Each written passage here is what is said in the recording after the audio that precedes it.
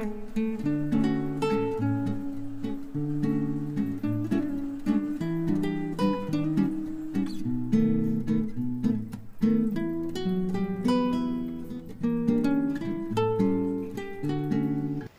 Friends, छायाज किचनमध्ये आपल्या सर्वांचे खूप खूप स्वागत आहे।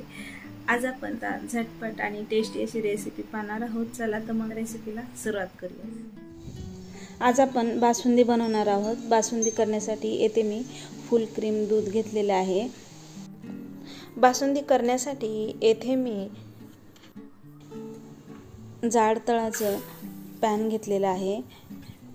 आता यामध्ये दूध घालून घेऊ। सुरुवातीला दुधाला उकळून घेऊया।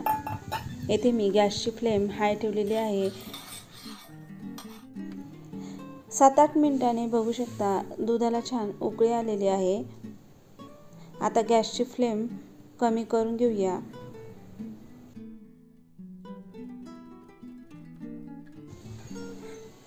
दूध तळाशी लागू नये म्हणून याला एकसारखं आपण हलवून घेऊया। येथे मी 9-10 पिस्ता घेतलेला आहे। 9-10 बदाम घेतले आहेत। 10-12 केशरच्या काड्या आणि 5 इलायची घेतली आहे। अर्धी वाटी साखर घेतली आहे। साखरेचे प्रमाण तुम्ही तुमच्या आवडीनुसार कमी जास्त करून घेऊ शकता।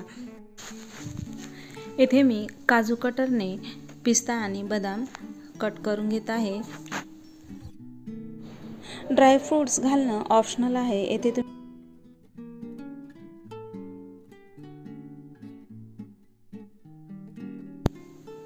येथे मी कटरने काजू पिस्ता छान कट करून घेतले आहेत।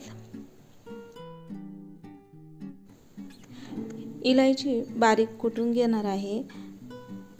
बदाम आणि पिस्ता आणि केशरच्या काड्या ह्या दुधामध्ये घालून घेऊ। तुम्ही तुमच्या आवडीनुसार येथे जायफळ पण घालून घेऊ शकता। दुधाला एकसारखं हलवत कमी गॅस फ्लेमवर दूध छान उकळून घेतलेलं आहे। बघू शकता दूध आता अर्ध झालेलं आहे।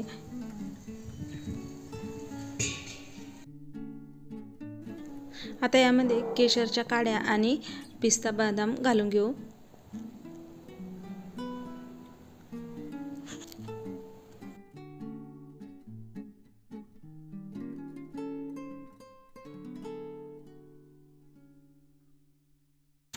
आता यामध्ये मी साखर घालून घेत आहे। येथे तुम्ही तुमच्या आवडीनुसार कमी जास्त साखर घालून घेऊ शकता।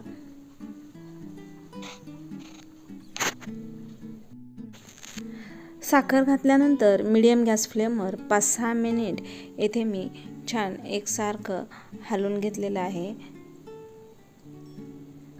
एकसारखं हलवल्यामुळे बासुंदी खाली लागत नाही। बघू शकता आपली मस्त अशी बासुंदी तयार आहे। सर्वात शेवटी यामध्ये मी इलायची पावडर घालून घेणार आहे। सुरुवातीला आपण इलायची पावडर तयार करून घेऊया। खलबत्त्यामध्ये मी इलायची बारीक कुटून घेणार आहे।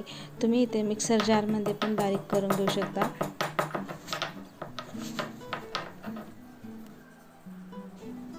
इलायची छान बारीक कुटून घेतली आहे। आता ही काढून घेऊ आणि बासुंदीमध्ये घालून घेऊ।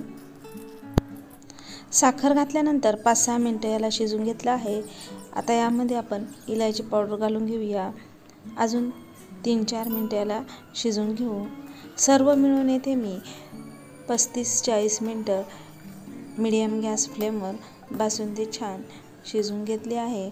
बघू शकता बासुंदी आपली छान झालेली आहे। बासुंदी खाण्यासाठी तयार आहे। मस्त झाली आहे। बासुंदी तुम्ही गरमागरम पुरीसोबत किंवा थंड करूनही खाऊ शकता। आजची रेसिपी तुम्हाला कशी वाटली कमेंट करून नक्की सांगा। आवडल्यास लाईक करा। पुन्हा भेटूया अशा छानशा रेसिपीसोबत।